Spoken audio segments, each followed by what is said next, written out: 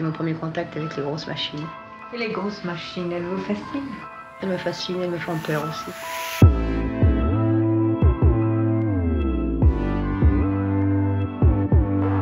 Alors qu'est-ce que tu feras si les marteaux marchent tout seuls?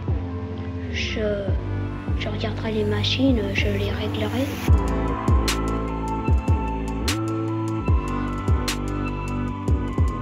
En 1880, on voyait très bien que les maréchaux ferrants allaient mal se porter, que les forgerons allaient mal se porter, que les 29 000 porteurs d'eau à Paris allaient être un peu menacés par l'eau courante. Tous les métiers du XXe siècle, on ne les imaginait pas.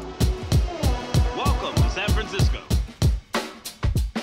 Ce fantasme de la machine qui pourrait remplacer l'homme pour toutes ces tâches, disons, répétitives, à faible valeur ajoutée, nourrit ces dystopies.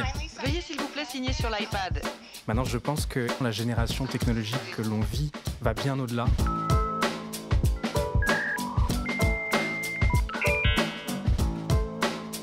Je crois que ces technologies abolissent les distances spatiales, une distance géographique, une distance économique.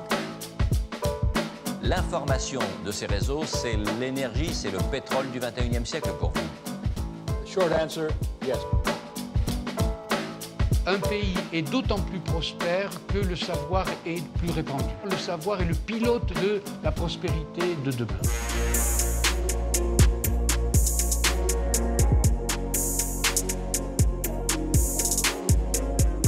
Dans les années 70, un savoir-faire avait une durée de vie de 40 ans. Aujourd'hui, une compétence technique a une durée de vie qui oscille entre 12 et 4 mois seulement. La réalité augmentée, c'est un des outils de l'usine du futur. Des nouveaux métiers donc, mais aussi des métiers qui se transforment. Oui, dans des domaines tels que la cybersécurité, la data analyse ou encore le e-commerce. C'est plutôt une montée en compétences, mais c'est pas pour autant qu'il faut devenir data scientist, absolument.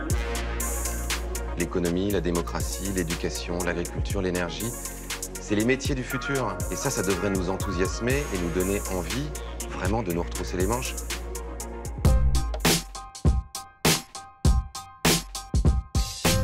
Ils sont plombiers, chauffagistes ou couvreurs. Construire écolo est devenu un aspect incontournable de leur métier. Depuis quelques années, les offres pour un tourisme durable poussent le secteur à se réinventer. À l'heure de la crise du lait, l'agriculture biologique préserve un bon niveau de rémunération. Le service s'appelle « Veiller sur mes parents ».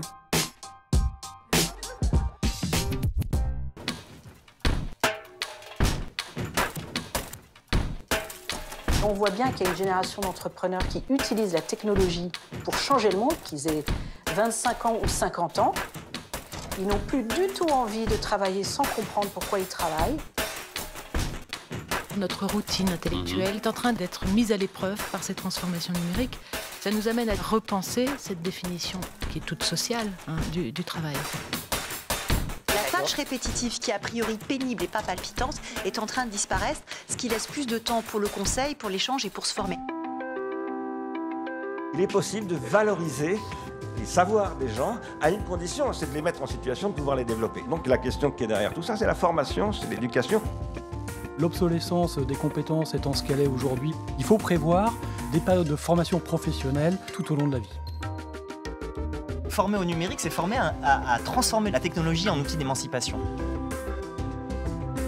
En fait, les profs jouent un rôle essentiel. Faire preuve de compassion, de créativité. Dans le code, on va utiliser Keras. Ce genre de choses, les machines ne savent absolument pas le faire. À partir du moment où les machines apprennent, il va falloir qu'on apprenne autre chose et autrement et qu'on soit peut-être encore plus humain.